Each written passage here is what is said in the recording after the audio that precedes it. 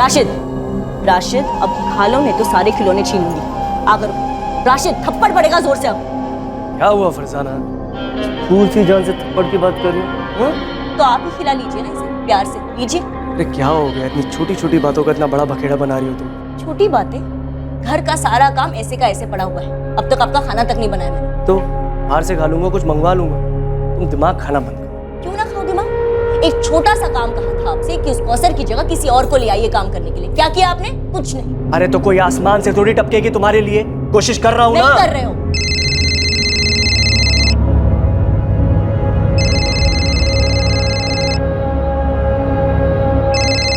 अरे बशीर क्यों फोन कर रहा है अभी? हाँ बशीर बोलो। अशफाक भाई कौसर कहाँ है? बात करो आप उससे मेरी। दिमाग सठिया गया क्या बशीर? मुझे इस तरह के भद्दे मजाक बिल्कुल पसंद नहीं है। क्या मजाक? मैं परेशान हूँ। कौसर कहाँ है? आप ही ने तो कहा था कि खुद उसे यहाँ लेकर रियाजपुर आने वाले हैं। अबे भांग वांग तो नहीं पी रखी है तूने? 3 जून को मैंने कौसर को यहाँ से बस में बैठाया था।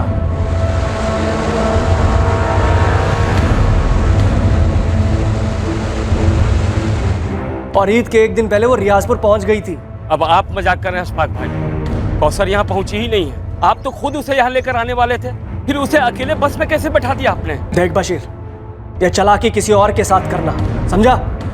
तूने खुद मुझे बोला था कि कौसर की टिकट कटा के उसे बस में बैठा दूं, और तू रियाजपुर के बस स्टॉप पर उसे उतार लेगा। चालाकी आप कर रहे हो, खुल्लम खुल्ला झूठ बोल रहे हो। कहाँ है कौसर?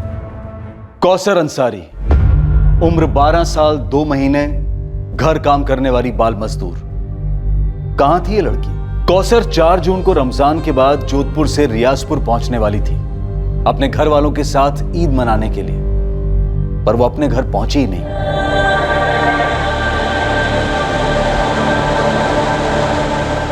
कौसर अंसारी की कहानी दिल को झकझोर देने वाली दास्तां है। एक ऐसा रोंगटे खड़े कर देने वाला हादसा जो देश के कई हिस्सों में कई लड़कियों के साथ आए दिन होता आया है और इस वक्त भी हो रहा है।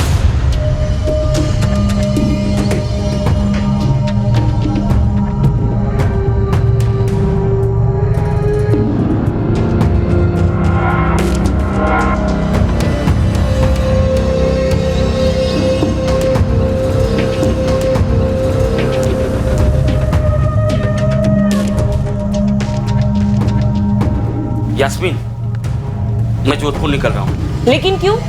अशफाक भाई ने कहा था कि वो खुद ही कौसर को छोड़ जाएंगे। वो नहीं आ सकते, कुछ काम निकल आया है उनका, मुझे ही जाना पड़ेगा। सुनो, कुछ पैसे हैं क्या? देखती हूँ। 300 है। ठीक है। अच्छा सुनो। हाँ। कौसर ठीक तो है ना? ईद पर भी नहीं आई। अशफाक भाई ने तो कहा था कि ईद पर उसे भेज देंगे। यास्मीन, मैं अभी निकलता हूँ, वहां पहुंचकर फोन करूंगा।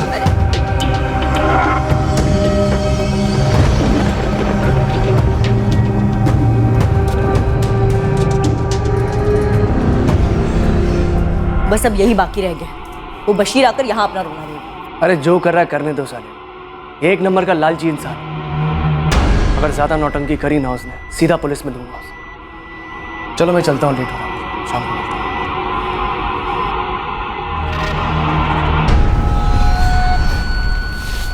अस्सलाम वालेकुम मंजू बहन। वालेकुम अस्सलाम। लतीफ भाई फोन क्यों नहीं उठा रहे हैं? वो राजकोट गए काम से। सब खैरियत है ना? अब परेशान लग रहे। अब क्या बताऊं, वो अशफाक भाई कह रहे हैं कि उन्होंने कौसर को 3 जून को ही गाड़ी में बिठा दिया था। वो घर नहीं पहुंची अभी तक? ऐसे कैसे बच्चे को अकेले भेज दिया? वही तो लतीफ भाई से बात करनी है। ये अशफाक में आके आसार कुछ ठीक नहीं लग रहे हैं।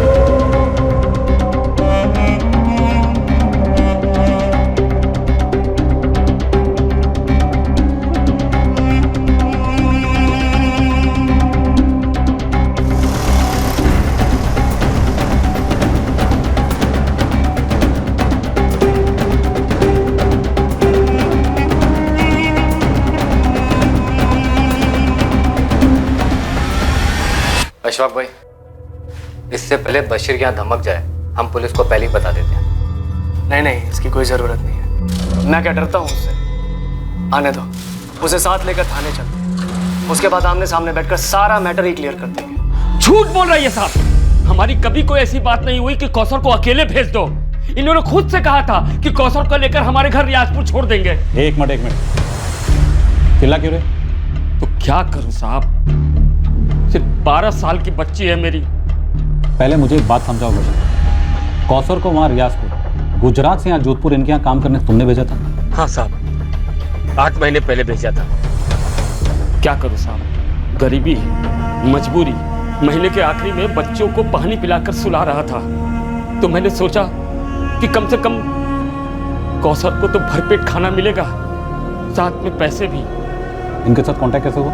हमारे मोहल्ले में कॉन्ट्रैक्टर है लतीफ भाई। मैं और मेरी बीवी यास्मीन दिहाड़ी मजदूर हैं साहब, खेतों में काम करते हैं। मेरी बेटी कौसर और छोटा बेटा फरीद रियाजपुर के सरकारी स्कूल में पढ़ रहे थे। लतीफ भाई खुद सामने से आए थे, ये कहकर कि कौसर के लिए काम है। अरे बशीर। जी लतीफ भाई। ऐसा है, जोधपुर की ना एक पार्टी है, 3 साल का उनका बच्चा है, उस बच्चे की देखभाल के लिए उन्हें कोई चाहिए, तुम्हारी कौसर जैसी। क्या बोलते हो? लेकिन लतीफ भाई, कौसर तो खुद अभी बच्ची है। बशीर, शरीफ लोग हैं, यूं ही मुलाकात हुई तो जिक्र निकला। बहुत ज़्यादा काम नहीं है, आराम रहेगा। महीने के 15,000 तक देने को तैयार है। 15,000? हाँ 15,000, 2 ईद की छुट्टियाँ और बोनस अलग से। लेकिन लतीफ भाई, कौसर की अम्मी यास्मीन कभी नहीं मानेगी। बशीर, जिंदगी में ऐसे मौके सभी को नहीं मिलते हैं। और फिर देख, यह है क्या? कुछ भी नहीं है।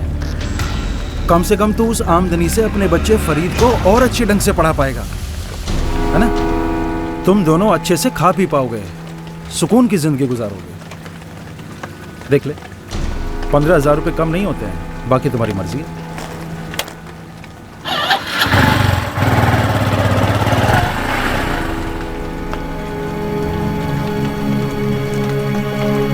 ना, मैं नहीं जाने दूंगी कौसर।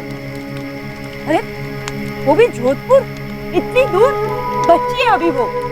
अरे वो सब ठीक है, लेकिन कौसर उतनी छोटी भी नहीं है, 12 साल की है। अच्छा एक बात बता, जब फरीद 3 साल का था और हम दोनों बाहर काम करने जाते थे, तो उसे कौन संभालता था? कौसर ही ना।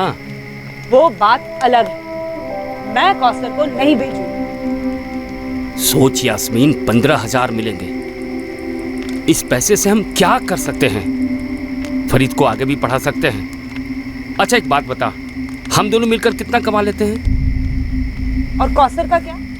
हाँ, वो अभी से काम करेगी, उसकी पढ़ाई का क्या? अरे नहीं, वो लतीफ भाई ने कहा है, वो जो अशफाक भाई है ना, वो कौसर को रात के स्कूल में दाखिला करवा देंगे। और सुन, पढ़ाई का सारा खर्चा भी वही उठाएंगे। मेरा दिल नहीं मान रहा। देखो यास्मीन, कौसर को तो अपनी जिंदगी संभालनी ही है, तो अभी से क्यों नहीं? और वैसे हम लोग भी जो जिंदगी जी रहे हैं, उसे जिंदगी थोड़े ना कहते हैं। देखो, अल्लाह ने एक मौका दिया है, हम जज्बाती होकर उसे गवा नहीं सकते। मान जाओ यास्मीन, मान जाओ।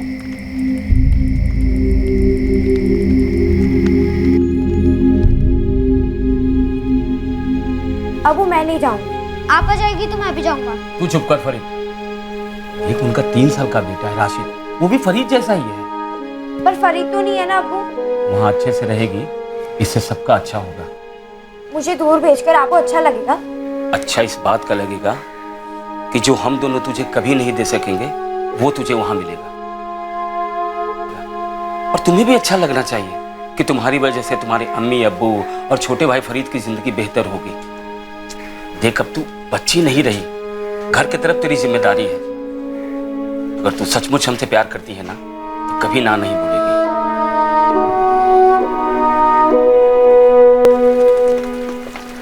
ना कहना आपा, कहोगी ना? वो लोग सिर्फ तुमसे काम करवाएंगे, तुम्हें बिल्कुल अच्छा नहीं लगेगा, रोना आएगा, तुम्हें हमेशा हमारी याद आएगी और हमें तुम्हारी।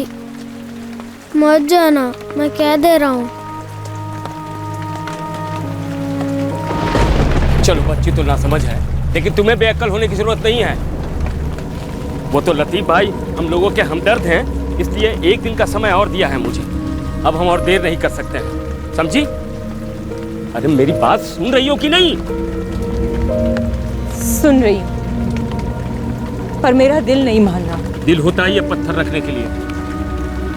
तुम मना कर रही हो, इसलिए बच्ची भी नानुकुर कर रही है। समझाओ उसे कि महीने के 15,000 क्या होते हैं। किसी भी तरह मनाओ उसे। अगर हम लोगों ने ये मौका छोड़ दिया तो जिंदगी भर पछताना पड़ेगा।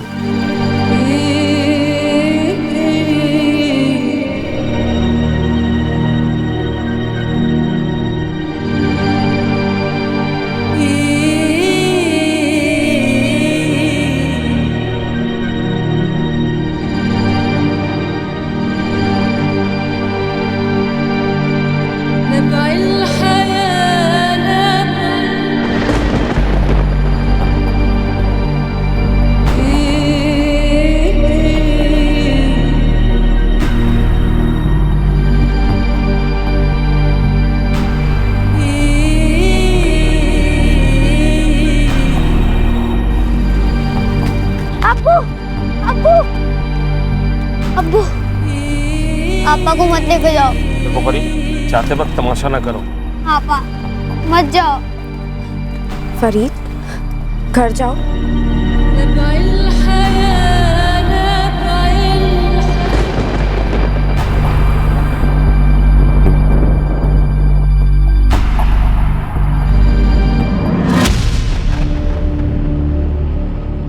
एक बात बताऊं को सर, अभी ऐसा मुंह लटकाए हुए है ना तू, देखती जा। जब तू ईद की छुट्टी पर घर वापस आएगी तो 2 ही दिन में अपने अब्बू से बोलेगी मुझे जोधपुर वापस जाना है। अरे वही तो कब से समझा रहा हूँ लतीफ भाई।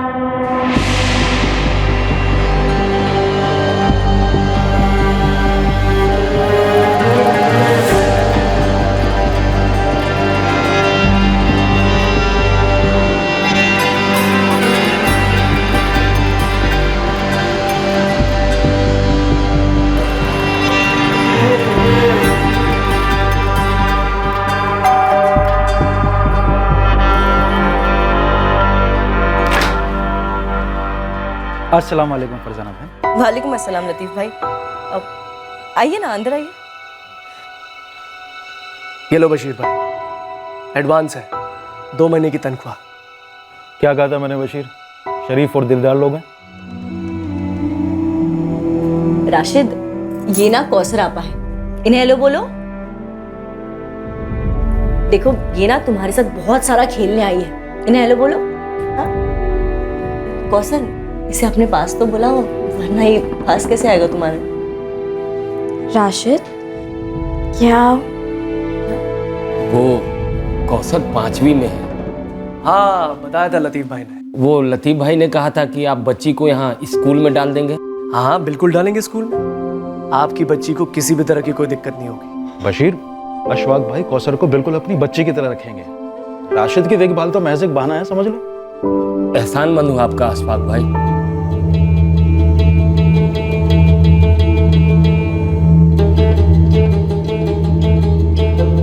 एक गरीब आदमी की बच्ची सिर्फ 12 साल की एक अमीर आदमी के घर में उसके छोटे बेटे की देखभाल के लिए काम पर रखी जाती है। यह हमारे देश के शहरों में आम है। आर्थिक कठिनाइयां न जाने कितने ही बच्चों को वक्त से पहले बड़ा होने पर मजबूर कर देती हैं।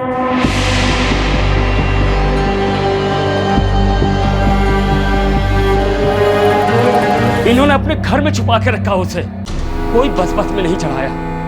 जब से कौसर गई है इनके घर, एक बार भी नहीं भेजा मेरी बच्ची को। हाँ सर, इसकी बेटी कौसर मेरे यहाँ काम करती है, बहुत खुश थी हमारे साथ। ये लोग भी बहुत खुश थे। पहले दिन ही इसे 2 महीने की पगार एडवांस में दे दी थी। सर सब कुछ सही चल रहा था, फिर पिछले हफ्ते इसका फोन आता है मेरे पास। ईद का चांद 2 दिन दूर है अशफाक भाई। आप लोगों ने तो कहा था कि ईद की छुट्टी मिलेगी हमारी कौसर को। हाँ बशीर मियाँ, मिल जाएगी छुट्टी। ये बताओ कब आ रहे हो लेने कौसर को? अरे मैं कैसे आऊँ अशफाक भाई, वैसे भी ईद के कारण 2 दिन की दिहाड़ी गंवानी पड़ेगी। देखो बशीर, इस समय हमारा भी काम काफी टाइट चल रहा है, तो एक काम करो, इस बारी कौसर को ईद यही मनाने दो। ईद खत्म होने के बाद मैं उसे खुद आके गाँव छोड़ जाऊँ। नहीं नहीं नहीं नहीं, ईद तो हमारे साथ मनाएगी। वैसे भी कई महीने हो गए उसे देखे हुए। तो बशीर मियाँ तुम ही बताओ फिर कैसे किया जाए। एक काम करो अशफाक भाई, आप कौसर को जोधपुर से रात वाली बस में बिठा दो। सुबह तक वो रियाजपुर पहुंच जाएगी और मैं बस स्टैंड पर उसे लेने आ जाऊंगा। सर मुझे बिल्कुल भी अच्छा नहीं लगा एक 12 साल की बच्ची को अकेले बस में बैठा, पर कोई चारा नहीं था मेरे पास। कब भेजा? 3 जून की रात। जीजा जी के साथ मैं भी गया था। जल्दी जल्दी। हाँ हाँ हाँ, जाएगा जाएगा। चलिए चलिए।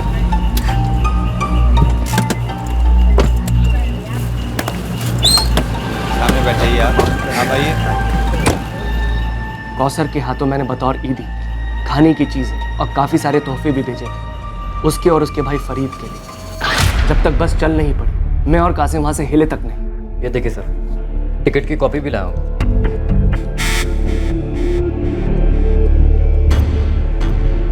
ये फर्जी है साहब। हाँ, ये फर्जी है। हम दोनों झूठ बोल रहे हैं, पूरी दुनिया झूठ बोल रही है, सिर्फ एक तुम राजा हरिश्चंद्र हो। सर, अगली सुबह 4 जून को सुबह चाय पीने से पहले मैंने इसे फोन किया। अस्सलाम वालेकुम अशफाक भाई। कौसर पहुंच गई ना ठीक ठाक? जी, अभी अभी घर पहुंची है। बहुत खुश लग रही है बच्ची। आपने इतने सारे तोहफे भेजे, शुक्रिया अशफाक भाई। अरे शुक्रिया की कोई ज़रूरत नहीं है बशीर। कौसर हमारी भी बच्ची है। एक काम करो, उसे एक हफ्ता फरीद के साथ रहने दो। उसके बाद या तो तुम उसे यहाँ ले आना या मैं खुद आ जाऊँगा लेने के लिए। सर, एक हफ्ते के बाद कौसर को यहाँ जोधपुर वापस लौटना था, पर देखिए हुआ क्या। 4 जून को ये आदमी ने मुझे कहा था कि कौसर सही सलामत इसके घर पहुंच गई है। तोहफों के लिए भी शुक्रिया कहा था, और उसके बाद 8 तारीख को फोन करता है और एक नया ड्रामा शुरू करता है कि कौसर कहाँ है। सर, कौसर को बस में बैठाने के बाद अशफाक जीजा जी पूरे रास्ते भर परेशान थे कि कौसर सही सलामत अपने घर पहुंच जाए। बस ये अमीर है तो ये सोचते हैं कि ये जो बोलेंगे आप सच मानेंगे। ये तुम्हारी गलतफहमी है बशीर, और अगर इन लोगों को भी लगता है ऐसा तो इन लोगों की भी। तो फिर मेरी बात का भरोसा कीजिए साहब। मेरी बेटी गायब हुई है। पिछले 1 महीने से हर दूसरे दिन फोन कर रहा था इनको। देखिए अशफाक भाई, ये बड़ी ज्यादती है। हम चाहते हैं कि कौसर घर आए, वो भी चाहती है कि हमारे पास आए, लेकिन आप लोग उसे छुट्टी ही नहीं दे रहे। अरे रमजान और ईद के समय इतने काम होते हैं यहाँ पर, कैसे दे दे उसे छुट्टी? अब ईद के बाद ही कुछ हो सकता है। और अशफाक, इसके अब्बू को बता दो काम करने के लिए लाए इसे, जो ये ठीक से कर नहीं रही है। मेरी शक्ल क्या देख रही हो? कौसर, उसे खाना खिलाओ। क्या हो गया है तुम्हें? राशिद, चुपचाप खाना खाओ, खाना खिलाओ इसे। मेरी बात ही नहीं सुन रहे थे। फिर मैंने 2 जून को फोन किया तो एकदम से मेरे ऊपर ही गरज पड़े। मैंने बोला ही नहीं कि कौसर को अकेले भेज दो। ये क्या कर रहे हैं आप ही ने तो कहा था कि 1 जून को लेकर उसे खुद रियाजपुर आ रहे हैं। आज 2 जून हो गई, कहाँ है मेरी कौसर? तू तो ऐसे बात कर रहा है जैसे मैं तेरी बेटी को चबा कर निकल गया हूँ। ऐसी भद्दी बातें ना करें आप। मैं कल अपनी बेटी को लेने जोधपुर आ रहा हूँ। उसकी कोई जरूरत नहीं है। मैं आज रात को रियाजपुर के लिए रवाना हो रहा हूँ। कल सुबह कौसर तेरे घर पे होगी, और उसके बाद कौसर कभी भी हमारे घर में कदम नहीं रखेगी। लेने के देने पड़ गए हैं। 2 तारीख गई, 3, 4, 5, 6, 7, 8 जून तक रोज मैं दिन में 2-4 बार फोन करता रहा इन्हें कि कब लेके आ रहे हैं कौसर को घर, पर ये हर बार कुछ न कुछ बहाना बना देते। सर, एक 12 साल की लड़की को अपने पास रखकर मैं क्या करता? मैं और फरजाना कौसर को बेटी जैसा प्यार करते थे, मगर इस झूठे मक्कार की बातें सुन के अब मुझे उसके लिए डर लगने लगा है। सर देखो बशीर, ये टिकट असली है। होगा साहब, पर ये लोग नकली हैं। जब मैंने अपनी बच्ची को इनके हवाले किया था तो खुद आया था इनके दरवाजे तक छोड़ने, तो इन्हें भी ऐसा करना चाहिए था ना, लेकिन नहीं, बैठा दिया बच्ची को बस में रात में। अरे कौन बैठाता है ऐसे? एक तो 12 साल की, ऊपर से बच्ची। सर, एक बात तो तय है, 3 जून के पहले के बशीर और 4 जून के बाद के बशीर में जमीन आसमान का फर्क है। सर, मैं आपको बता रहा हूं, 4 जून को कुछ ना कुछ गड़बड़ जरूर हुई। गड़बड़ तो शुरुआत से तुम थे, बस मैं नहीं समझ पाया। ये कहते हैं कि 4 जून की सुबह चाय के पहले मुझे फोन किया था कि कौसर घर पहुंची या नहीं। ऐसा तो हुआ ही नहीं था साहब। अशफाक भाई, हद है। मैं यहाँ सुबह से इंतजार कर रहा हूँ। कौसर की अम्मी और भाई देखने को तरस गए हैं उसको, और एक आप है जो उसको लेकर आ ही नहीं रहे यहाँ। सर, इसका एक और शब्द मत सुनिए। अपनी बेटी के नाम पर गेम खेल रहा है ये। साहब, अब तो मुझे पक्का लग रहा है कि इन्होंने मेरी बेटी के साथ कुछ कर दिया।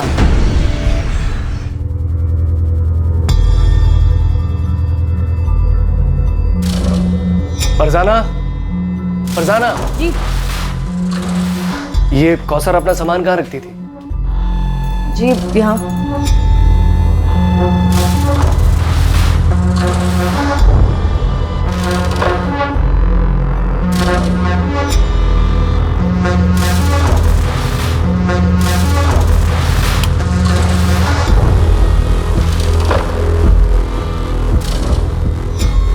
देखिए, कुछ नहीं है वहाँ। 2 जोड़ी कपड़े में आई थी वो लड़की, और जाते वक्त सारा बैग कपड़ों से भरकर लेकर गई है। सारे कपड़े मैंने खरीद के दिए थे उसे, पैकिंग में भी मैंने हेल्प की थी।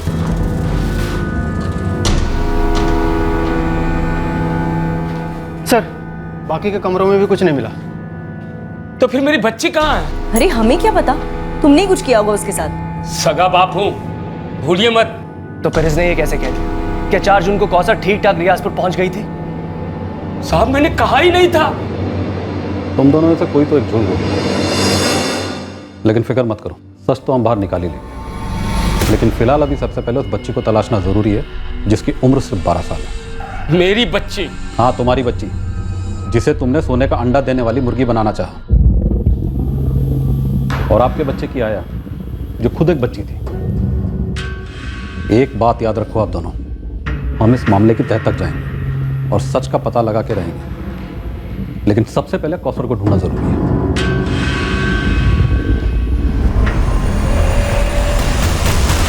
सच्चा कौन था और झूठा कौन था, इसका खुलासा बहुत जल्द होने जा रहा था। और सच सामने होने के बावजूद सवाल यही था कि कौसर कहां थी। क्या 3 जून की रात को अकेले बस में बैठने के बाद कौसर ने घर जाने का इरादा बदल दिया था, या क्या वो वाकई अपने घर पहुंची थी? इस केस की सच्चाई, कौसर की सच्चाई, कौसर की मानसिक हालत से जुड़ी थी, जो कि अशफाक करीमी के घर में रहते हुए पैदा हुई थी। पर इस वक्त कौसर कहां थी? कौसर से बात कराइए मेरी। हाँ हाँ करवाता हूँ, लेकिन अभी नहीं, अभी यहाँ कुछ चल रहा है। कुछ चल रहा है मतलब? सब ठीक तो है ना? कौसर है ना वहीं? आप मेरी उससे बात क्यों नहीं करवाते? सुनो, अभी फोन रखता हूँ, बाद में करूंगा।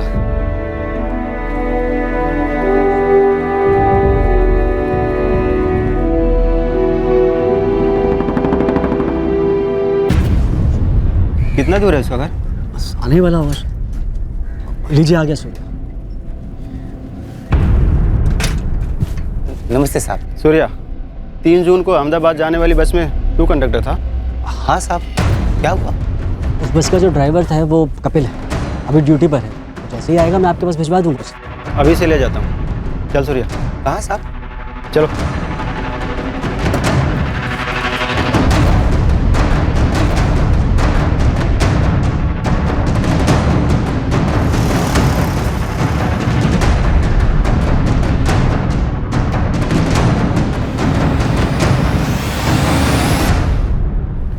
अशोक भाई, रियाजपुर से लतीफ भाई आए। चलो शुक्र है, अब यही सच बता देंगे पुलिस को।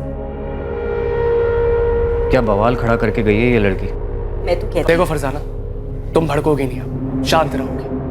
वैसे मैं काफी परेशान हूं, इस समय नहीं।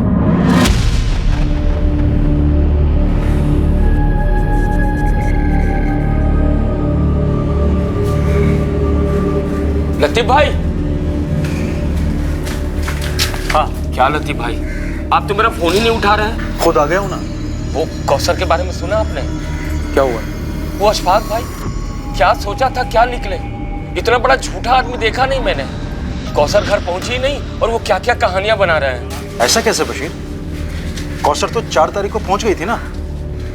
अशफाक भाई बोल रहे थे कि आप मेरी बात मानोगे या उस झूठे की?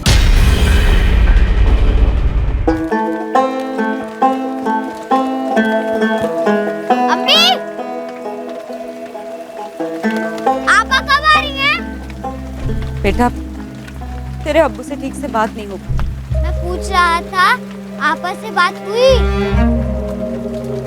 मैं भी तो वही कह रही हूँ कि नहीं हुई। वो ईद पर भी घर नहीं आए। अब्बू ने कहा था उसे लेकर आएंगे घर। कुछ समझ नहीं आ रहा वहाँ चल क्या रहा। बताओ तो सही, कहाँ ले जा रहे हो आप मुझे? अरे बैठ जा, चुपचाप बैठ, समझे? मेरी बेटी कहाँ है? तुम्हारे साहब ने कहा था उसे ढूंढ निकालेंगे। तेरी बेटी का पता अगर कोई बता सकता है ना, तो वो तू है, बशीर अंसारी। समझा? बैठ।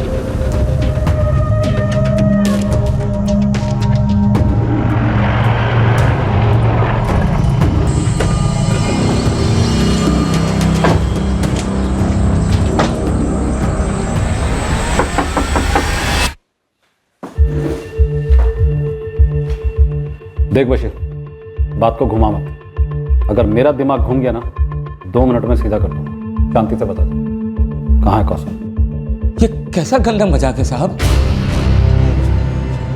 क्या किया तुम लोगों ने कौसर के साथ?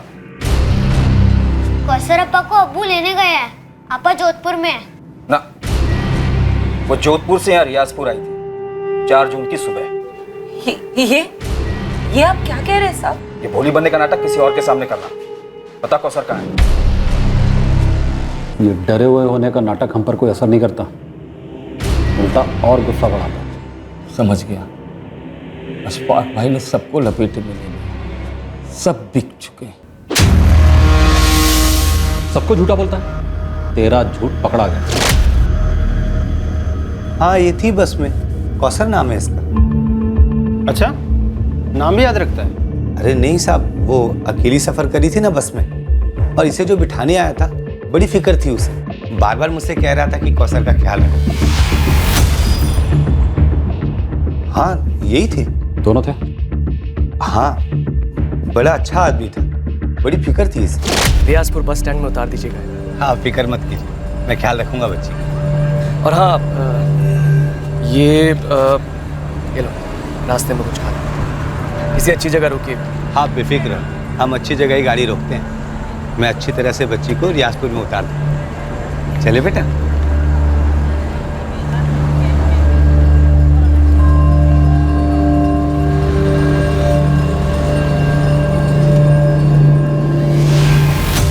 रास्ते में नाश्ता करवाया, नजर थी मेरी बच्ची पर, और फिर रियाजपुर बस स्टॉप में इसका बाप लेने आया था।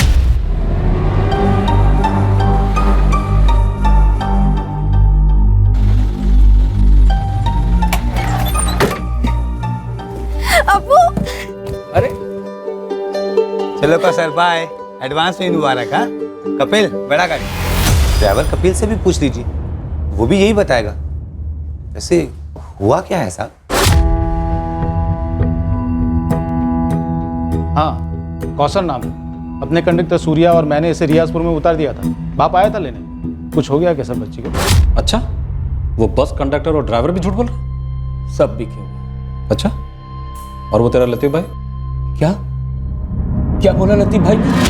साहब सारे जोधपुर में मैंने कई सारी बच्चों को काम पर लगाया। आप किसी से भी पूछ सकते हैं। मैंने तुमसे तुम्हारा बायोडाटा नहीं पूछा लतीफ अब्बासी, मैंने सिर्फ इतना पूछा है बशीर और अशफाक के बीच झूठ कौन बोला?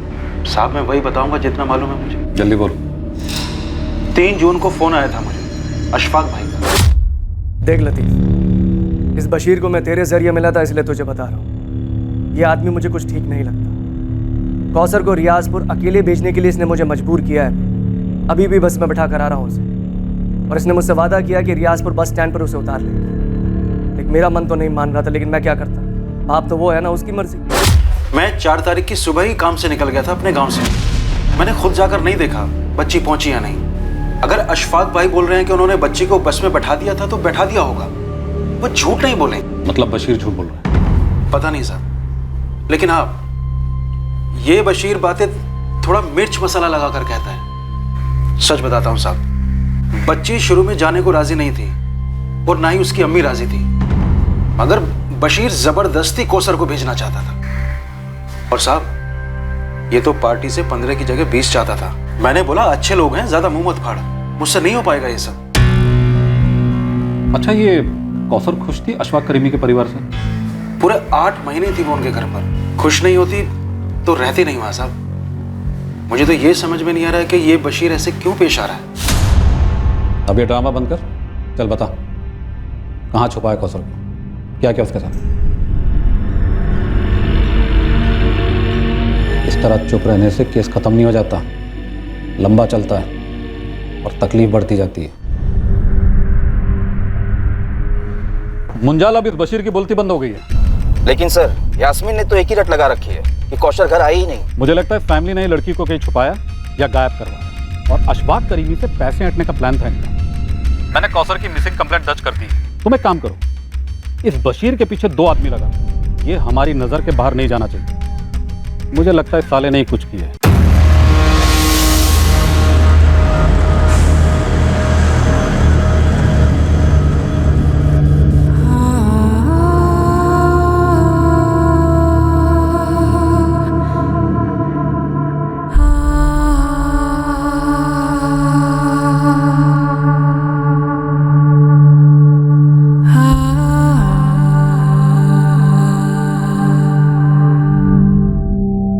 सर मुझे लगता है इस बशीर ने कौसर को कहीं और काम पे लगा दिया होगा। लेकिन तुम तो अच्छे पैसे दे रहे थे। सर अच्छे पैसे भी एक हद तक ही अच्छे लगते हैं, उसके बाद और ज्यादा पैसे चाहिए होते। लालच का समंदर बहुत गहरा होता है सर। तुम्हें क्या लगता है ये बशीर बच्चे को बेच सकता है एक साथ बड़ी रकम के लिए?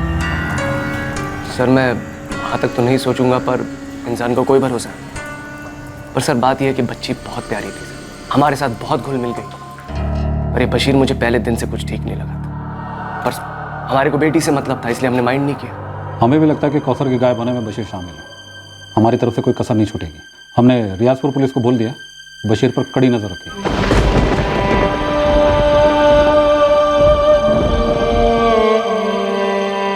सब क्यों कह रहे कि 4 जून को कौसर यहाँ आई थी, और अगर आई थी तो तुम उसे कहाँ ले गए? बशीर मेरी कौसर कहाँ है? क्या किया तुमने उसके साथ? मैं कब से गया था, आपा को वहाँ मत भेजो, मत भेजो। आपा कहाँ है अबू? आप कुछ बोल क्यों नहीं रहे हैं? जवाब दो बशीर।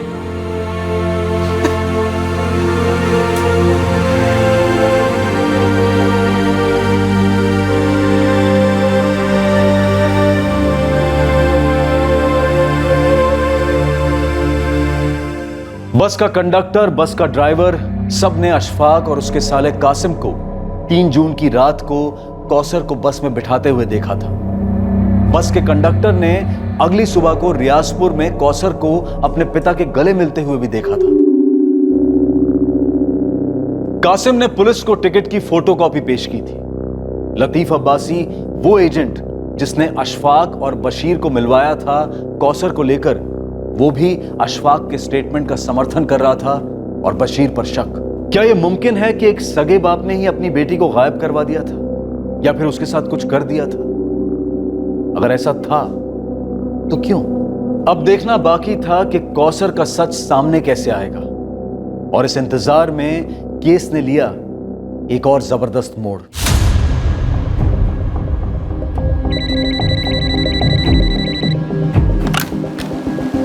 हेलो, हाँ मौलवी साहब बताइए। कल्पना जी, यहाँ रियाजपुर का एक मसला है जिसका ताल्लुक आपके जोधपुर से। बताइए क्या मसला है। एक बच्ची है यहाँ की जो वहाँ जोधपुर में घर का काम करती है। अच्छा, और? कल्पना जी, वो बच्ची गुमशुदा है। अब मौलवी साहब आप जरा मुझे डिटेल में बताएंगे प्लीज।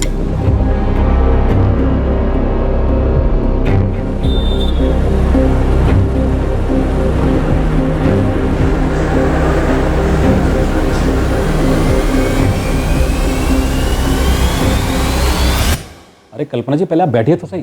मुझे बैठना नहीं है त्रिवेदी जी, मुझे सिर्फ ये जानना है कि माइनर कौसर अंसारी के मिसिंग केस का स्टेटस क्या है।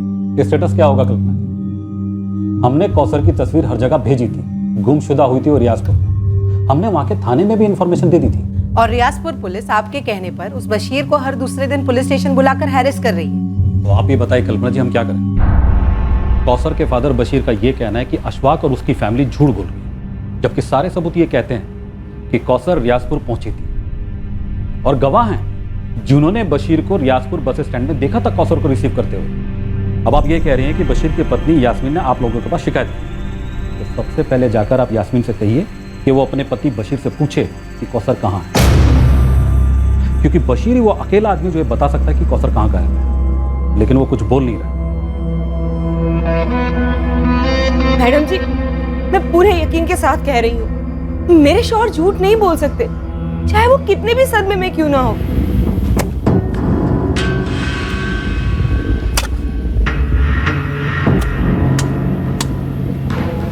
देखो यास्मीन, अभी तक के सारे गवाह और सबूत उसके खिलाफ हैं, और तो और तुम्हारे गांव का वो एजेंट लतीफ अब्बासी, उसने कहा है कि अशफाक ने बच्ची को बस में बिठाया और उसे तुरंत फोन किया। मैडम जी, मुझे नहीं मालूम किसने क्या कहा, मुझे बस मेरी बच्ची चाहिए, मुझे उसे जाने ही नहीं देना चाहिए था। मैडम जी, आपके हाथ जोड़ती हूँ, कुछ कीजिए उसे ढूंढने के लिए। ठीक है, मैं समझ गई। देखो, मैं कोई वादा तो नहीं कर सकती, लेकिन कुछ बड़े अफसरों को पहचानती हूँ। देखो क्या हो सकता है।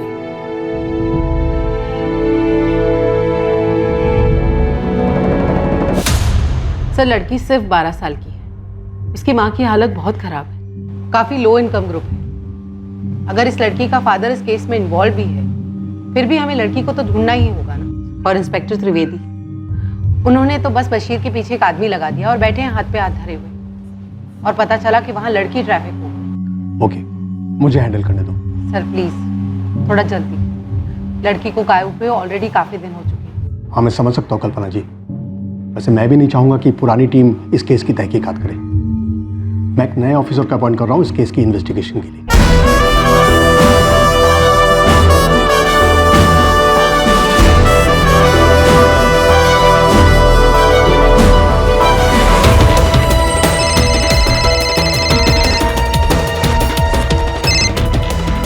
Good morning sir. 12 साल की माइनर लड़की है राजपूत। ऑलरेडी काफी टाइम निकल चुका है। अभी लग जाता हूँ सर। इस केस को टॉप प्रायोरिटी दो। समझ गया सर। जय सर। कल्पना, ताज्जुब की बात यह है कि बच्ची अभी तक घर नहीं पहुंची, और बच्ची कहाँ है किसी को कुछ पता ही नहीं। जी हाँ सर, इस बच्ची कौसर की माँ भी बहुत परेशान है। इस कौसर के पिता बशीर इस केस में मुख्य संदिग्ध है।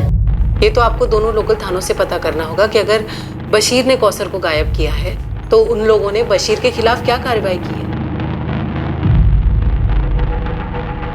भैरवी, अशफाक को यहाँ बुलाओ। Okay sir. सर, इस बच्ची को जल्दी ढूंढना होगा। ये सिर्फ 12 साल की है। मुझे तो ये समझ में नहीं आ रहा है कि अशफाक ने 12 साल की बच्ची को अकेले कैसे छोड़ दिया, और वो भी ओवरनाइट ट्रिप से।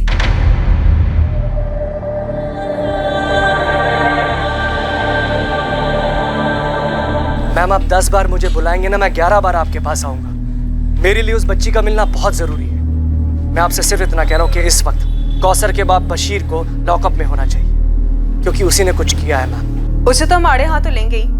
आप यहाँ आ जाइए, हमें आपसे ही बात करनी है। जी।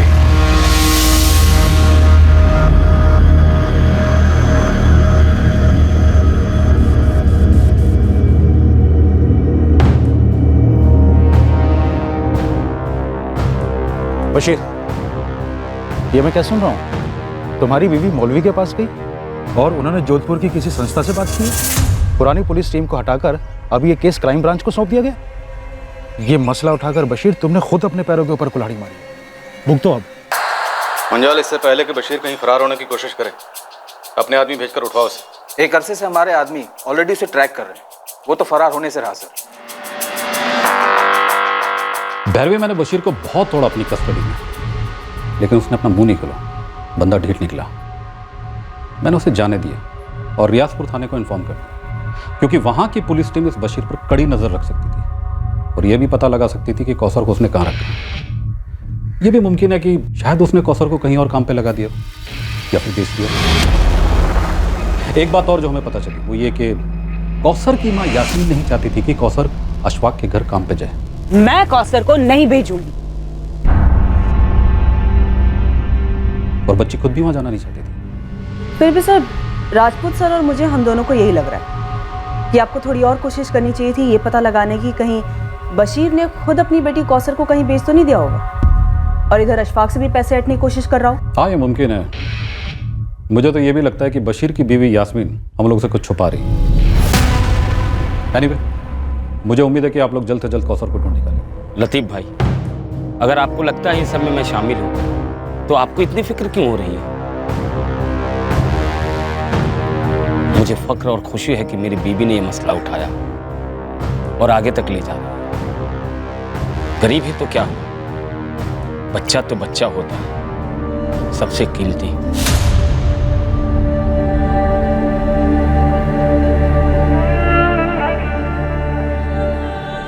क्या पुलिस टीम बदलने से कौसर की तकदीर बदलने वाली थी? क्या उसे ढूंढ लिया जाता? क्या कौसर उस जगह मिलती जहां उसे उसके पिता बशीर ने ही भेजा था, उसकी मां को बिना बताए?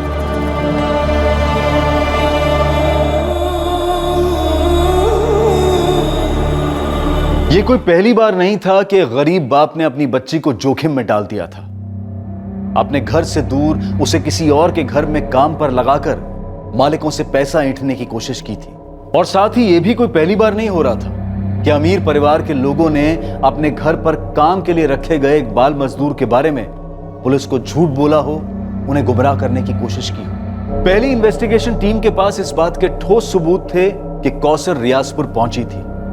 अब सवाल यह उठ रहा था कि क्या उस टिकट की फोटोकॉपी और बस कर्मचारियों के बयान में खोट हो सकती है। हो सकता है कि कंडक्टर और ड्राइवर ने ठीक से ध्यान न रखा हो और बच्ची रियाजपुर की जगह किसी और ही स्टॉप पर उतर गई हो, कहीं और ही पहुंच गई हो, या फिर उसे कहीं और पहुंचा दिया गया। इस केस में एक बात काफी स्पष्ट थी कि कौसर के साथ कुछ गलत हुआ था। ये 12 साल की बच्ची कहां थी और किस हाल में थी, ये एक बड़ा परेशान करने वाला सवाल था।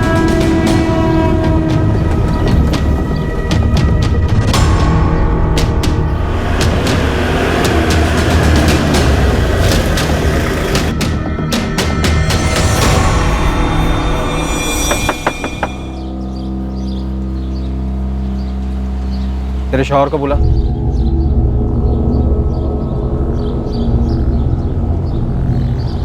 तेरे लिए जोधपुर क्राइम ब्रांच आई है।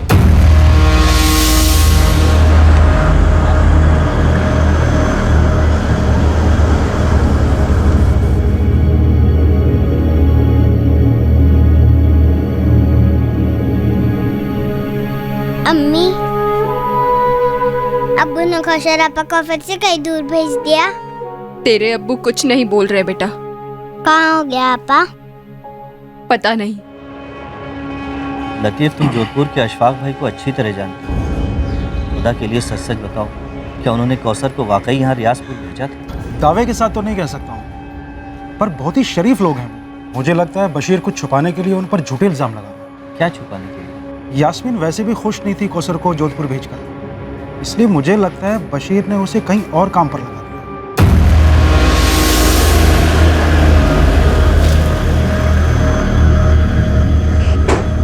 मैंने बशीर से साफ साफ कहा था कि कौसर को अकेले भेजना सेफ नहीं है। फिर भी आपने उसे भेजा?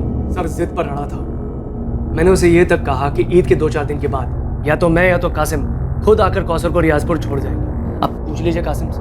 बिल्कुल सर, अगर उसका बाप अड़कर नहीं बैठता तो अशफाक भाई उसे कभी अकेले नहीं भेजते। लेकिन ईद जितनी आपकी थी उतनी कौसर उसके घर वालों की भी थी, तो आप उसे ईद के बाद ही क्यों भेजना चाहते थे? क्योंकि सर काम की वजह से मेरे पास बिल्कुल भी टाइम नहीं, इसीलिए मैंने बशीर से कहा कि तुम खुद आओ और अपनी बेटी को लेके जाओ यहाँ जोधपुर से, लेकिन उसने भी यही कहा बिजी हूँ, नहीं आ सकता। लेकिन फिर भी 12 साल की लड़की को ऐसे अकेले, वो भी रात की बस?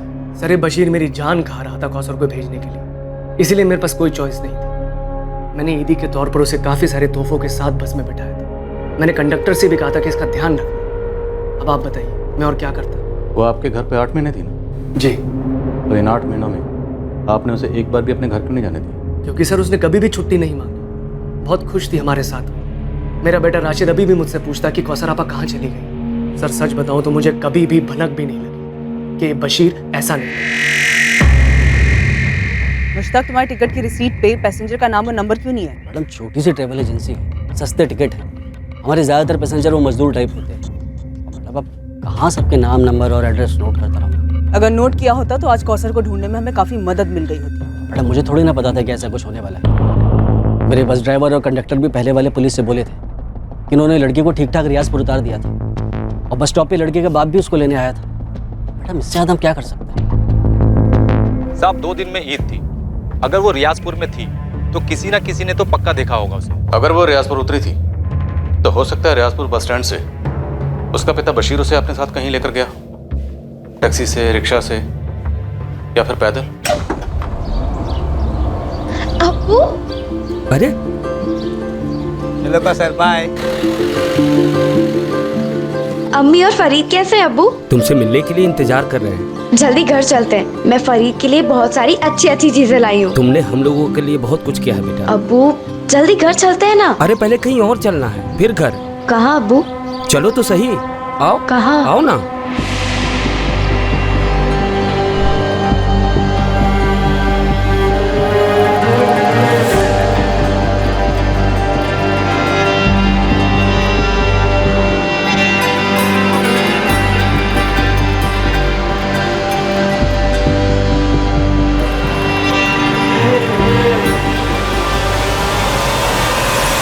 ऐसा भी क्या गुस्सा था कौसर को जो उसे मार ही डाला और अशफाक से पैसे भी निकलवाने चाहे? कहाँ दफना है? मुझे नहीं पता सर, मुझे नहीं पता। मुझे उस पर किस बात का गुस्सा था, लेकिन एक बात सच है, सच हो सकती है। क्या? जब वो जोधपुर वाले साहब मेरी पिटाई कर रहे थे। बोल, क्या किया तूने कौसर के साथ? बोल साले बोल। तब मुझे एहसास हुआ कि मेरी बेटी कौसर को मार डाला गया। ये अशफाक कातिल है मेरी बेटी का साहब। मार डाला मेरी पुनसी बच्ची को। इसलिए तो अशफाक से पैसे मांग रहा है। बता और मुआवजा। इस कौसर को काम पर रखकर ना बहुत बड़ी गलती कर दी है सर। सर आप इस बशीर को आड़े हाथों लीजिए, बहुत बड़ा गेम खेल रहा है। कैसा गेम? सर ये जब भी जोधपुर आता है इस केस के सिलसिले में मुझे फोन करता है। अशफाक भाई, केस लंबा चलेगा तो तकलीफ आपको होगी। कहना क्या चाहता है बशीर? आप मुझे मुआवजा दे दो, 15 लाख, केस वापस ले लूंगा और कौसर को भी भुला दूंगा। कलीस बेगैरत आदमी अपनी बेटी का सौदा कर रहा है तुम मुझसे? सर इस आदमी का मकसद सिर्फ पैसे हटना है। मैंने इंस्पेक्टर त्रिवेदी से भी यही कहा था, जैसा भी हो कौसर के बारे में पता लगाइए। क्या पता इस बशीर ने उसे पहले ही मार दिया हो। तो फिर लाश कहाँ है? बताइए ना, कहाँ है लाश? 10 दिन हो गए मेरी बच्ची को गायब हुए। किसी को तो मिलती। तू बता दे। क्या बताऊं सर, गरीब आदमी, इसलिए मेरी जबान की कोई कीमत नहीं है। पर अशफाक भाई मुझ पर वाहियात इल्जाम लगाएंगे, आप इसे सच मानेंगे? तेरी बात भी सच मानेंगे, लेकिन सच बोल के तो देख। क्या बताऊं और क्या देखूं साहब? 4 पैसे घर में आएंगे, यही समझकर मैंने अपनी बच्ची को भेजा लतीफ के भरोसे। अब वही लतीफ मुझ पर उंगली उठा रहा है, ऊपर से कहता है बशीर कि ये सब बड़े पुलिस वाले के पास चला गया। तुम्हें बहुत तकलीफ होगी, हो रही है साहब, हो रही है, क्योंकि सारी दुनिया समझती है कि मैंने अपनी कौसर के साथ कुछ कर दिया। तेरे हिसाब से पूरी दुनिया झूठी। वो बस कंडक्टर, उसका कहना है कि जोधपुर से अशफाक ने कौसर को बस में चढ़ाया था और अगले दिन सुबह रियाजपुर बस स्टैंड से तू कौसर को लेने भी आया था। उस बस कंडक्टर की तुमसे क्या दुश्मनी? वो झूठ क्यों बोले? पैसा बोलता है सर। अब मुझे देखिए, 4 पैसे के लालच में मैंने उन लोगों पर भरोसा किया, सौंप दिया अपनी बच्ची को उनको, और देखिए क्या हालत की उन्होंने उसकी। तेरी बेटी तो 8 महीने से घर आई है, तो तुझे उसके हाल का कैसे पता? वो लोग उसे नहीं आने देते थे, लेकिन मैं तो मिलने आया था। तू कब आया था उससे? अप्रैल में। बेचारी की क्या हालत थी, बहुत उदास थी। उसके पहले 5 महीने सिर्फ फोन पर बात हुई और हर बारी लगता है कि बच्चे कुछ छुपा रहे हैं। और बता बेटा, तेरा स्कूल शुरू कर दिया उन लोगों ने? अब्बू, वो आप कब आ रहे हैं यहाँ? जल्दी आऊंगा, लेकिन तुमने जवाब नहीं दिया। सब ठीक है अब्बू, अच्छा रखती हूँ, खुदा हाफिज। मैं कुछ नहीं जानती। आप कल सुबह की पहली बस से जोधपुर जाएंगे, बस। अरे मैं तो बस ऐसे ही कह रहा था कि वो थोड़ी उदास है, हो सकता है आसपास लोग होंगे वहाँ, इसलिए वो कुछ नहीं बोल रही होगी। नहीं, पहले आप जाके अपनी आंखों से खुद देखिए, थोड़ी सी भी गड़बड़ लगे ना तुरंत वापस ले आइएगा। अरे यहाँ जो भी है, जैसा भी है, सब सही है। हाँ अब्बू, पापा को वापस लाने के बाद उसे कहीं मत भेजना। फरीद, तू बीच में ना बोल, खाना खा।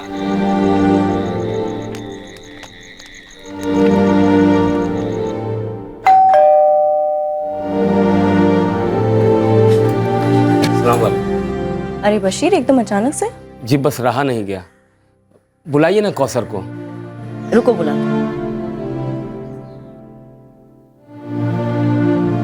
इंग्लिश स्कूल है, सब समझ में तो आता है। अरे कितना समझाया इसे, पर ये स्कूल जाना ही नहीं चाहती। पर बात तो ये हुई थी कि कौसर अच्छे स्कूल में दाखिल होगी। हाँ एडमिशन हुई थी, पर 1 हफ्ते बाद इसने जाना ही बंद कर दिया। कहती है घर पे रहना अच्छा लगता है इसे, है ना कौसर? मैं समझ गया कि फरजाना बहन के सामने कौसर सहमी हुई है, तो मैं उसे बाहर ले आया। अब बोल, स्कूल क्यों बंद कर दिया? अब्बू, ये लोग पूरा दिन मुझसे काम करवाते हैं, घर के सारे काम। ये कोई एक बार की घटना नहीं है, कम से कम पैसों में नौकरों से ज्यादा काम करवाना मध्यम वर्गीय परिवारों में एक आम बात है, और अमीर घरों में तो यह सबसे ज्यादा देखने को मिलता है। कुछ अजीब सी धारणाएं सुनने को मिलती हैं, जैसे कि ये लोग तो कोई भी काम कर लेते हैं, इन्हें तो आदत होती है काम करने की, थोड़े में भी बहुत खुश हो जाते हैं ये लोग, वगैरह वगैरह। अक्सर मालिकों को लगता है कि वो नौकरों को खाना, कपड़े और सोने की जगह देकर कोई बहुत बड़ी दिलदारी का काम करते हैं। बड़े गर्व के साथ खुद नौकरों और दुनिया वालों को इस बात का एहसास दिलाया जाता है कि देखो कितने दिलदार हैं हम। पर इंसान की गरिमा का क्या, उसके हक का क्या? नौकर विरोध में चूं भी करे तो उस पर बदतमीजी, काम चोरी, यहां तक कि चोरी के भी इल्जाम लगते हैं। जी नहीं, हम ये सब बढ़ा चढ़ाकर नहीं कह रहे हैं, आंकड़े यही हकीकत बयां करते हैं। और यहां इस केस में इस अमानवीय बर्ताव से पीड़ित कौसर सिर्फ 12 साल की थी। क्या वो अपने साथ हो रहे जुल्म के बारे में झूठ बोल रही थी? मुझे उस दिन मेरी बच्ची को वापस ले आना चाहिए था। तो क्यों नहीं ले गए? मैं उनकी बातों में आ गया था साहब। देखो बशीर भाई, छोटी है, घर की याद आती होगी, इसलिए मैं बुरा नहीं मान रही हूँ कि वो इस तरह से झूठ बोल रही है। होता है, कोई बात नहीं। बशीर, लो हमें देखो, इस घर को देखो, क्या लगता है तुम्हें इस घर में जल्लाद रहते हैं, एक छोटी सी बच्ची को मारेंगे? और बशीर भाई, वॉशिंग मशीन में 1-2 बार कपड़े डालना निकालना काम थोड़ी होता है। मेरी अपनी बेटी होती तो उससे भी करवाती ना। पर बच्ची कह रही थी कि आपके यहाँ और कोई नौकरानी नहीं है। मिलती नहीं है ना बशीर भाई, तभी तो सारे काम मुझे करने पड़ते हैं। इसलिए तो कौसर को रखा है राशिद के लिए। बशीर, हम तुम्हारी बच्ची को अपनी बच्ची की तरह ही रख रहे हैं। अब रही बात स्कूल जाने की, तुम्हारी बच्ची मानती नहीं, बहाने बनाती रहती है। कभी टीवी देखना है, कभी कुछ और करना है, बचपना है। और इस महीने दोबारा करवा देंगे ना एडमिशन। आप फिक्र मत कीजिए बशीर भाई, जितना पढ़ेगी उतना पढ़ाएंगे हम। और हाँ देखो, मैंने उसकी पगार 15 की जगह 18,000 कर दी, ठीक है? बशीर देखो, अच्छे अच्छे बच्चे भी कभी कभी झूठ बोला करते हैं। हम बड़ों को उनकी बात को इतना सीरियसली नहीं लेना चाहिए। हाँ, और जैसे जैसे होश आएगा ना, वो झूठ बोलना भी बंद कर देगी। और 1 साल उसको यहाँ पे रख कर देखो, तुम्हारे घर जाने के लिए मना कर देगी। हाँ, और ये कहानियां बनाना भी बंद कर देगी। बातों के ऐसे लपेटे में लिया मुझे कि मुझे लगा वो लोग सच बोल रहे हैं, जैसे आपको अभी लग रहा है कि अशफाक भाई सच बोल रहे हैं। सर, अशफाक के कॉल रिकॉर्ड्स भी वही कह रहे हैं जो वो कह रहा है। 3 और 4 जून को उसकी और बशीर के बीच में बात हुई है, और उसके बाद भी दोनों के बीच में बात होती रही है। पर बात क्या हुई ये तो कॉल रिकॉर्ड्स नहीं बता सकते बहरे। सर, मैंने इस बस कंडक्टर सूर्या और ड्राइवर कपिल, इन दोनों से मिलके बात की, और उस रियाजपुर वाले लतीफ, उससे फोन पे बात की। सर, क्या ये मिलके झूठ बोल रहे हैं? सबके सब एक ही बात बोल रहे हैं, पर जरूरी नहीं है कि सब सच बोल रहे हैं। सर, बशीर कह रहा था कि बच्ची नाखुश थी, उसे वहाँ टॉर्चर किया जा रहा था। पर जब मैंने कौसर की माँ यास्मीन से बात की तो उसे इन सब के बारे में कुछ भी नहीं पता था। ये आप क्या कह रही है? मेरी कौसर से फोन पे बात होती थी, पर उसने तो कभी इस बात का जिक्र नहीं किया। पर जब बशीर मिला था उसे तो सब कुछ कहा था। क्या? यास्मीन, ये बात बहुत अजीब है। बशीर ने तुमसे ये बात क्यों छुपाई? अल्लाह जाने। यास्मीन दरअसल पुलिस की पहली टीम और अब क्राइम ब्रांच, दोनों की तहकीकात इस तरह बढ़ रही है कि बशीर काफी कुछ छुपा रहा है। मम्मी, याद है जब अब्बू आबा से मिलकर लौटे थे तब उन्होंने कहा था वो तो वहाँ बहुत खुश है। यास्मीन,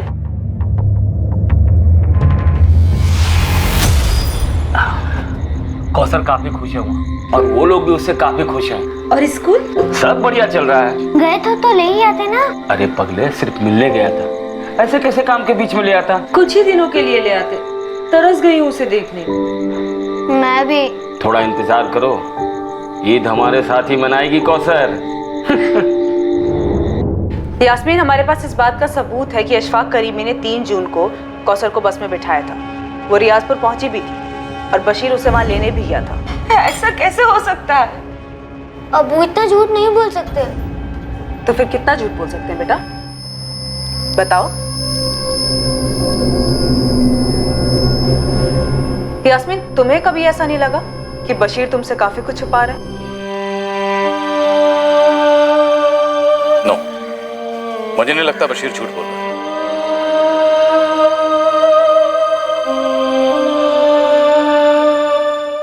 बच्चा हमारे पास कोई सबूत नहीं है ये साबित करने के लिए कि अशफाक और फरजाना ये दोनों झूठ बोल रहे हैं। हमारे पास बशीर के खिलाफ सबूत के तौर पर एक बिना नाम के टिकट की रेसिट, कुछ बिना डिटेल के फोन रिकॉर्ड्स और 3 गवाह जो इंसान, पर हम सब जानते हैं इंसानियत बिकाऊ है। एक्चुअली सर मुझे इस बस कंडक्टर सूर्या और ड्राइवर कपिल, इन दोनों पे पहले शक हुआ था। इस बस का लास्ट स्टॉपेज है अहमदाबाद। मैंने वहाँ पे अपनी एक टीम एक्टिवेट कर दी है ये जानने के लिए कि कहीं ये दोनों किसी रैकेट में तो शामिल नहीं है। रैकेट बिजली की तरह काम करते हैं। घर भी वक्त निकला जा रहा है। बच्ची कौसर कहाँ है?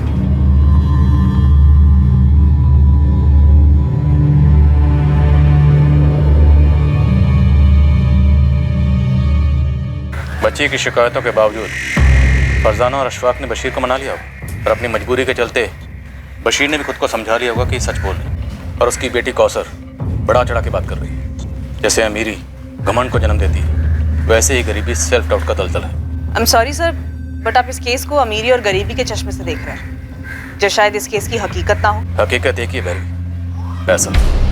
पैसे से बड़ी कोई रियलिटी नहीं। पैसा कुछ अमीरों को एक फीलिंग देता कि वो कुछ भी खरीद सकते, सच्चाई को भी।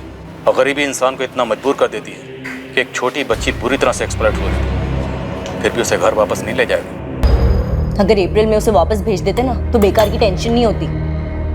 तुमने अगर राशिद का ध्यान ठीक से रखा होता ना तो वो लड़की इस घर में होती ही नहीं। वाह, तुमने तो बहुत हेल्प की ना मेरी, सारे कामों में बहुत हाथ बटाया तुमने। मेरे पास कोई और काम तो है नहीं, पैसे तो पेड़ पे उगते हैं ना। अशफाक, बच्चे संभालना कोई बच्चों का खेल नहीं है। एक दिन बच्चे का काम और घर का काम करके देखो, फिर बात करना। और वैसे भी अब तक तुम नई नौकरानी अरेंज नहीं कर पाए हो और बात कर रहे हो इतनी। अरे नौकर नौकरानी टिकेंगे कैसे? हमारे घर में हालत देखी क्या करके रखती हो, मशीन की तरह रखती हो उनको, पूरा निचोड़ देती हो। इस झमेले में फंसे ना हम, सिर्फ तुम्हारी वजह से फंसे। सिर्फ मेरी वजह से? हाँ, तुम्हारी वजह से। तुम्हारी वजह से बशीर हमारा खून पी रहा है। और एक ये तुम्हारा निकम्मा भाई, एक काम ठीक से नहीं होता इससे। हाँ, अब तो तुम इस पर इल्जाम लगाओगे, खुद को बचाओगे ना? हाँ कासिम बोल। अशफाक भाई, ये नई पुलिस टीम लियाकत और शमशेर को उठा के ले गई है पूछताछ के लिए। उन्हें क्यों? मैं क्या जानूं अशफाक भाई, लेकिन कुछ ज्यादा ही फुदक रही है ये नई टीम। तो वो दोनों अभी कस्टडी में है? हाँ, ये गफूर आया है, उसने बताया कि उनको उठा के ले गए। क्या हुआ? अरे होना क्या है, बैंड बज रहा है हमारा।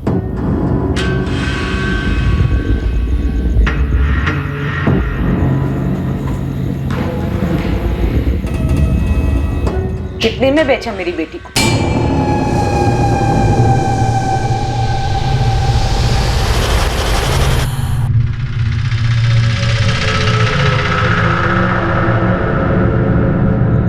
हम लोग एक जहन्नुम से निकले थे।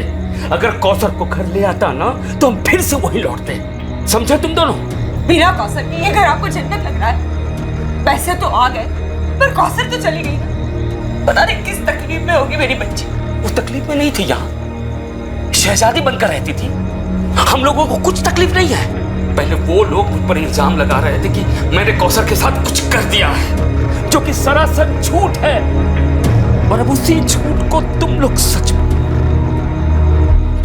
तो ये है कि कौसर को उन्होंने भेजा ही नहीं।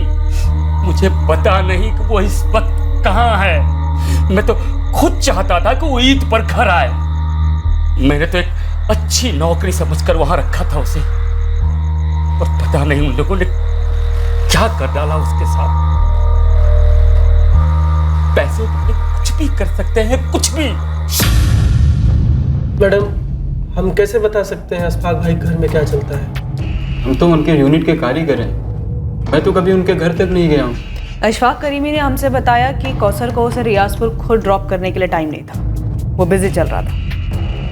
तुम्हारी यूनिट का काम कहाँ चल रहा था? उसके वर्कर्स को उठा और पूछो कि ऐसा भी बिजी काम कहाँ चल रहा था, जिसकी वजह से उसने 12 साल की बच्ची को अकेले बस में भेज दिया, वो भी रात की बस से। सर, आप सिर्फ अशफाक पे इतना गहरा शक कर रहे हैं? हाँ भैरवी, क्योंकि मुझे गहरा शक है कि कौसर उस रात बस में नहीं थी। सर, हो सकता है अशफाक ने बस में बिठा दिया हो और रास्ते में उसके साथ कुछ हो गया हो। वो महज 12 साल की थी, गरीब घर से थी, लेकिन वो खुश नहीं थी। उसने साफ साफ लफ्जों में अपने पिता से अशफाक करीमी के परिवार की शिकायत की थी। अगर उसके साथ बस में कुछ हुआ होता तो वो चिल्लाती, झगड़ा करती, आसपास के पैसेंजर्स अलर्ट होते। नहीं भैरवी, मैं बता रहा हूँ, कौसर उस रात बस में नहीं थी। तो बताओ शमशेर, लियाकत, काम कहाँ चल रहा था? मैडम सारा काम तो 3 जून तक पूरा हो चुका था। हम सबको ईद की छुट्टियां चाहिए थी। हाँ, तो 3 जून तक काम चल कहाँ रहा था? 20 मई से 3 जून तक हमारी पूरी यूनिट बाड़मेर में थी। एक गार्डन में मार्बल फिटिंग का काम चल रहा था।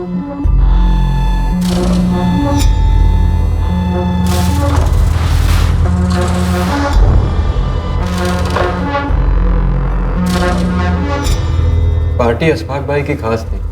हम पूरी ताकत लगा रहे थे ईद के पहले काम पूरा करने की। हमने 2 तारीख तक सारा काम निपटा लिया था। तो अशफाक करीमी ने हमसे झूठ बोला कि उसके पास कौसर को रियाजपुर ड्रॉप करने का टाइम नहीं था। मैडम वो सब हमें नहीं मालूम। उनकी निजी जिंदगी है मैडम, हमारा कोई ताल्लुक नहीं। कौसर के साथ क्या हुआ था ये बहुत पहले पता चल सकता था, ठीक उसी वक्त जब मिसिंग कंप्लेंट दर्ज हुई थी, जब इन्वेस्टिगेशन पहली पुलिस टीम के हाथ में थी। एक अहम सुराग नजरअंदाज हो गया था, पर सवाल यह था कि यह नजरअंदाजी गलती से हुई थी या फिर जानबूझकर एक गुनाह पर पर्दा डाला गया था।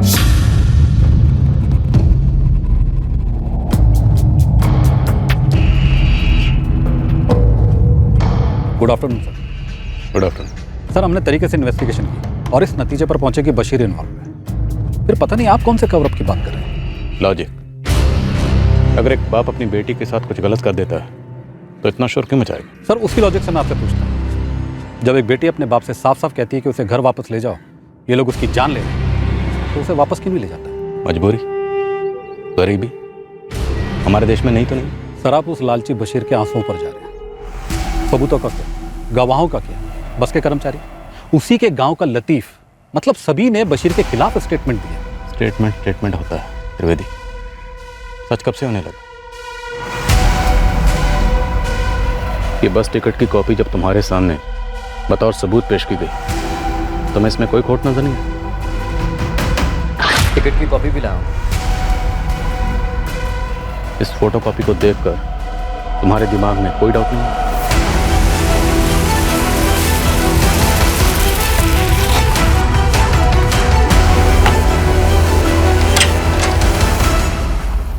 लतीफ अब्बासी, जोधपुर क्राइम ब्रांच तुमसे कुछ बात करना चाहती है। किस बारे में सर? 3 जून की रात को अशफाक ने तुम्हें कॉल किया था ना? हाँ किया था। उसी बारे में बात करनी है। चलो। अरे मालिक, मुझे क्यों घसीट रहे हैं सब में? जो सच था वो तो मैंने बता दिया ना आप सबको। अरे सब ये सब क्या हो रहा है? मैंने सच ही बोला था आप लोगों को, जैसा हुआ था वैसा ही बोला था सब। मुझे कुछ भी नहीं पता उस लड़की के साथ क्या हुआ सब। मैं सच बोल रहा हूँ सब। ये सर मेरे ट्रैवल का काम है। मैं टिकट काट कर लोगों को बस में बिठाकर आगे भेजता हूँ, बस। लेकिन लड़की बस में बैठी ही नहीं। इसमें मेरी क्या गलती? तो तेरे ड्राइवर और कंडक्टर ने कौन से हिसाब से बोला कि वो बस में चढ़ी और रियाजपुर जाके उतरी? अब सर ये तो आप ये लोगों से जाकर पूछिए ना। इसीलिए तुझे लेके जा रहा हूँ, तेरे सामने पूछूंगा। चलो। त्रिवेदी, घिन आ रही है पूछने में, पर मजबूरी है। कितने में सौदा हुआ था अशफाक के साथ? सर, आप मुझ पर बेबुनियाद आरोप लगा रहे हैं। घिन तो उस बाप को आनी चाहिए जिसने अपनी बेटी की जिंदगी को पैसों की खातिर दाव पे लगा दिया। तुमने क्या किया उस जिंदगी को बचाने के लिए? ढूंढ के नहीं लिया कौसर को?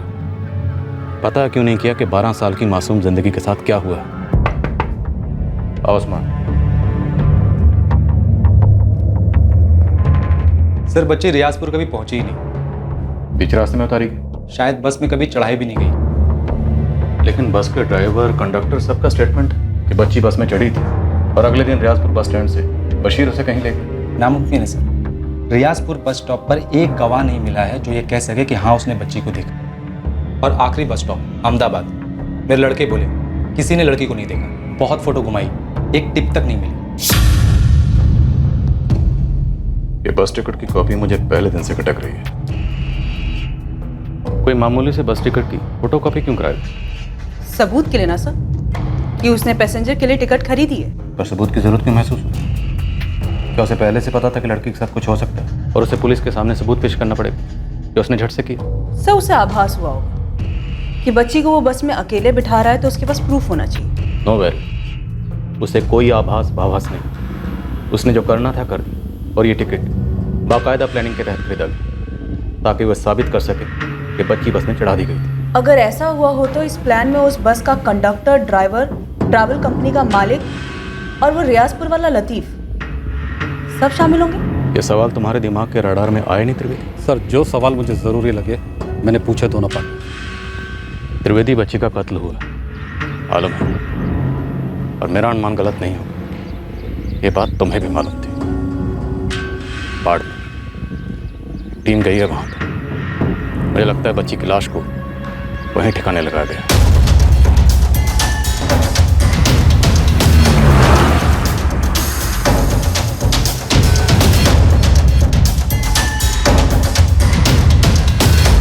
शमशेर, लियाकत, हमें लगता है कि तुम दोनों जानते थे कि लड़की मारी गई थी।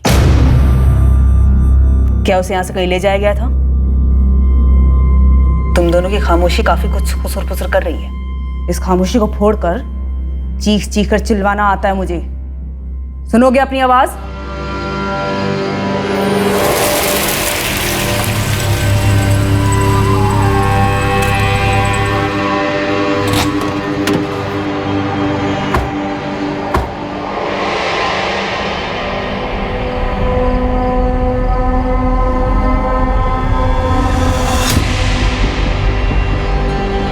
लोगों को एक मार्बल रिप्लेस करना है, बाकी कासिम संभाल लेगा। समझे तुम लोग?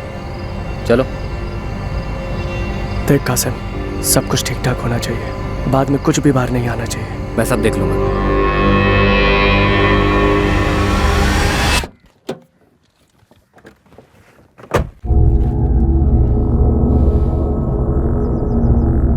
लड़की वापस नहीं आने वाली, मारी जा चुकी। जो मारे जाते हैं वो खुद के लिए इंसाफ की गुहार नहीं लगा सकते।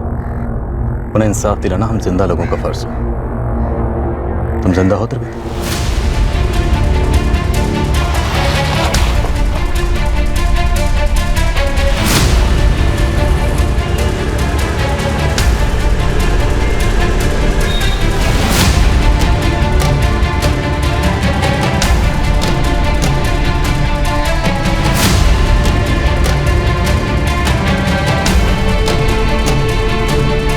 कौन है आप लोग?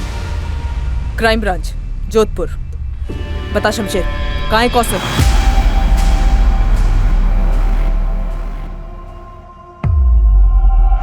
कौन कौसर? ये क्या हो रहा है, कुछ बताएंगी आप? इखलाक, आप इस कांड में शामिल हैं या नहीं है, इस बारे में हम आपसे बाद में पूछताछ करेंगे। अरे मैडम, कैसा कांड? आप कुछ बताएंगी? आपके गार्डन में जो मार्बल बिछा है उसके नीचे एक लाश गड़ी है, उसे लेने आए हम।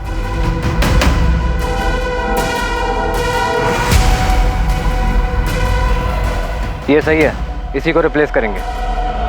शुरू हो जाओ।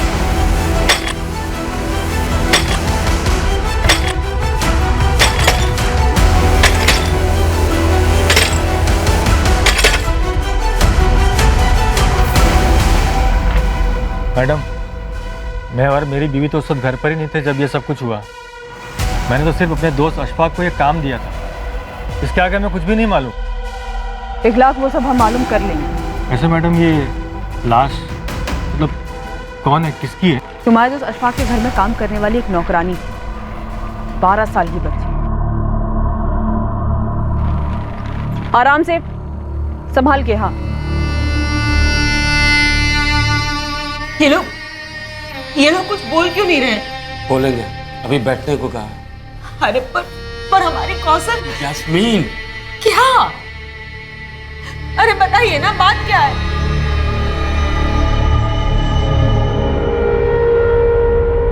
मैडम, आपको दिखाई नहीं दे रहा है मेरे बच्चे की क्या हालत हो रही है? बच्चे के लिए कुछ चीज चाहिए तो बता दीजिए, मंगवा देंगे। और अगर आपके कोई लेडी रिश्तेदार है तो उसे भी बुलवा लो। लेडीज रिश्तेदार? क्यों? देखिए, मुझे अपने शौहर से बात करनी है। कहाँ है वो? बुलाइए उन्हें। इतनी आसानी से मारकर दफना दिया बच्ची को? सर, मैं मारना नहीं चाहता, पर उसने मुझे मजबूर किया और मैं फंस गया। एक 12 साल की गरीब बच्ची ने ऐसा क्या किया था? जिद पर अड़ गई थी। नहीं नहीं नहीं, मुझे इस घर में रहना ही नहीं है। ये भी खत्म और तेरी सारी शिकायतें भी खत्म। यहाँ भी मैं जिम्मेदार हूँ? हाँ, मैंने कहा था मार डालो इसे। तो और क्या करता मैं? तुम्हें मार देता या नहीं खुद को मार डालता? जिस तरह हमारी मार्बल की फैक्ट्री में इलेक्ट्रिक कटर की आवाज होती है ना, मेरे घर में रोज वैसी आवाजें होती। एक तरफ फरजाना की बकवास हो, दूसरी तरफ इस कौसर का रोना धोना। बस उस रात दिमाग घूम गया मेरा। सर उस रात तो मैं वहाँ था भी नहीं। अशफाक भाई ने फ़ोन किया, बोले ऐसा ऐसा हुआ है, अब क्या करें? देखिए राजपूत साहब, मैं आपके साथ मोलभाव नहीं करूंगा। आप जो रकम बोलेंगे उस पर डन करूंगा। कैश चाहिए, ज्वेलरी चाहिए, जो चाहिए बताइए। तुम्हारा बच्चा बशीर और यास्मीन तुमसे तुम्हारा बच्चा मांगे तो जान के बदले जान। सर वो लड़की अब नहीं रही, ठीक है ना? कौन सा उसके घर वालों पर पहाड़ टूट गया, उल्टा खाने वाला एक मुंह का मुंह है। तुम दोनों भी नहीं रहोगे ना तो तुम्हारे घर वालों पर भी कोई पहाड़ नहीं टूटेगा, बल्कि इस धरती का बोझ कुछ कम होगा।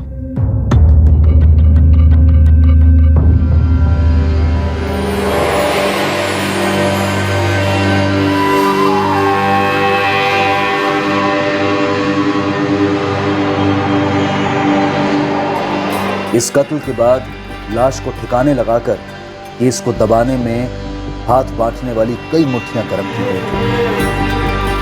भरपूर पैसा खर्च किया गया था इस झूठी कहानी को रचने में कि कौसर जिंदा थी और घर भेजी गई थी।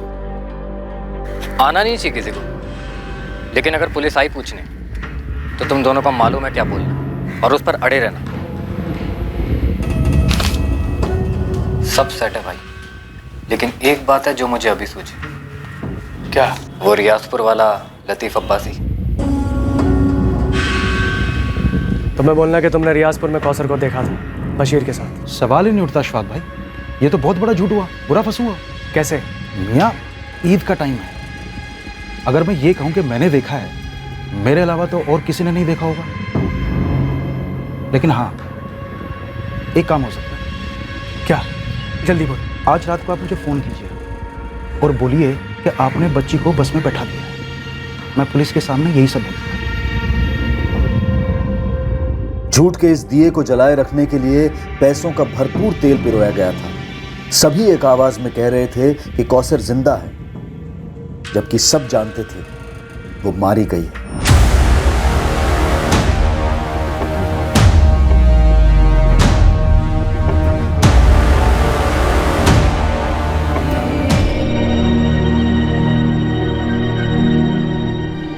क्या हुआ साहब? कहाँ है हमारी कौसर?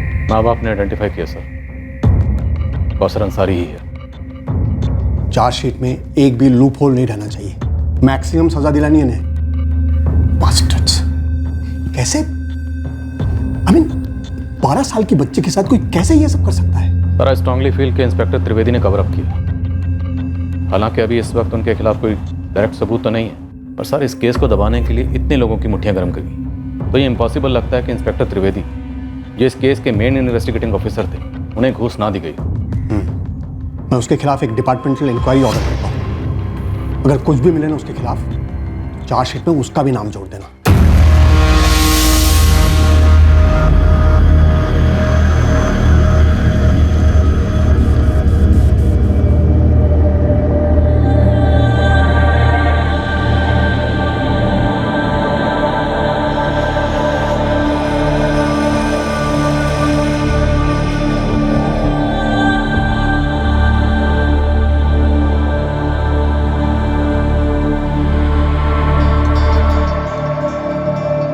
अशफाक करीमी पर कत्ल के लिए आईपीसी की धारा 302 के तहत चार्जेस लगाए गए हैं और सबूत मिटाने के लिए आईपीसी की धारा 201 के तहत भी उसे चार्ज किया गया है।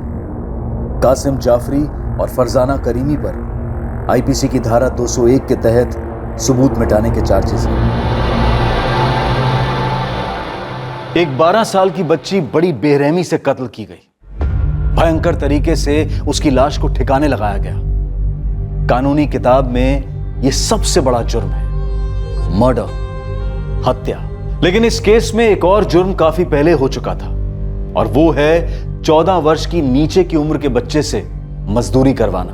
आर्थिक मजबूरियों की वजह से गरीब परिवारों के कम उम्र के बच्चों को अक्सर काम पर लगा दिया जाता है ताकि घर खर्च में थोड़ी राहत मिले। पर घर पर काम करने वाले नौकरों के साथ बदसलूकी हमारे समाज की एक शर्मनाक सच्चाई है। सब जानते हैं कि यह होता है, हर दूसरे घर में किसी ना किसी तरीके से होता है। घरों के बाहर भी होता है, जैसे कि होटल्स में, रेस्टोरेंट्स में, पूरी सर्विस इंडस्ट्री में, जहां कुछ लोगों को ऐसा लगता है कि वो वर्कर्स को उनके काम के लिए पैसा दे रहे हैं तो वो जैसे चाहे उनके साथ पेश आ सकते हैं। ये बेहद घटिया सोच है और इसका बदला जाना बेहद जरूरी है। कामगार को वेतन उसके काम के लिए दिया जाता है, उसकी निजी जिंदगी बिकाऊ नहीं है। वेतन देने से कामगार मशीन नहीं बनता और ना ही गुलाम बनता है। दूसरों की गरिमा का मान रखना इंसान की गरिमा का असली प्रतीक है। सीधा सा मंत्र है, सामने वाले से वैसा सुलूक करो जैसा सुलूक आप उससे चाहते हो। अब मैं अनूप सोनी आपसे विदा लेता हूं, फिर मुलाकात होगी। और याद रखें, क्राइम और आपके बीच में सिर्फ इतना फर्क है कि आप कितने सतर्क हैं। सतर्क रहें, सुरक्षित रहें। जय हिंद। क्राइम पेट्रोल्स के और भी दिलचस्प कहानी देखने के लिए हमारे चैनल को सब्सक्राइब करें और बेल आइकॉन दबाना न भूलें।